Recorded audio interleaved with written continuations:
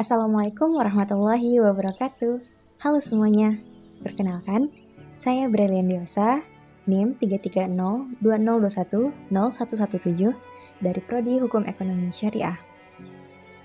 Untuk memenuhi tugas akhir semester dari mata kuliah Hukum Agraria, maka di sini saya ingin menyampaikan materi terkait susunan hukum tanah sebelum berlakunya Undang-Undang Pokok Agraria. Sebelumnya, terdapat dua kiblat hukum sebelum berlakunya Undang-Undang Pokok Agraria. Yang pertama, ada Hukum Agraria Adat, dan yang kedua, ada Hukum Agraria Barat. Hukum Agraria Barat sendiri itu diterapkan oleh penjajah Belanda. Ia disebut pula dengan Hukum Perdata Barat. Hukum ini menciptakan hak-hak atas tanah seperti hak egendom, hak opstal, dan hak arfah. Yang pertama, hak egendom.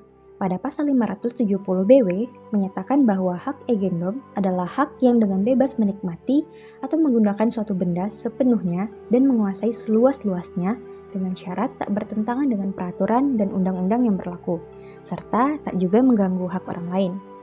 Yang kedua, hak opstal. Pada pasal 711 BW menyatakan bahwa hak opstal yaitu hak untuk mempunyai tanaman, rumah, atau bangunan lainnya di atas tanah milik orang lain. Yang ketiga, hak erfah. Dalam pasal 720 BW, hak ini merupakan hak menikmati sebidang tanah milik orang lain dan wajib membayar sejumlah uang atau hasil bumi setiap tahun sesuai kesepakatan kepada pemilik tanah tersebut sebagai pengakuan atas hak egendomnya. Lanjut, kita beralih ke hukum agraria adat. Hukum agraria adat itu berasal dari adat istiadat atau kebiasaan yang telah menjadi aturan yang wajib dipatuhi. Hukum ini mengenal hak atas tanah seperti hak ulayat, hak milik, dan hak pakai. Hak ulayat yaitu kepemilikan atau hak atas tanah yang dipegang oleh seluruh masyarakat adat secara bersama-sama atau komunal.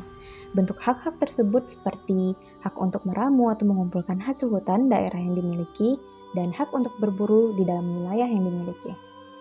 Yang kedua, hak milik dan hak pakai.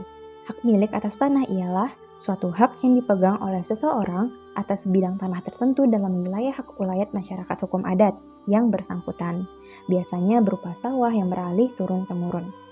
Dan hak pakai atas tanah yaitu hak yang telah diberikan wewenang oleh hukum adat terkait untuk menggunakan sebidang tanah tertentu bagi kepentingannya.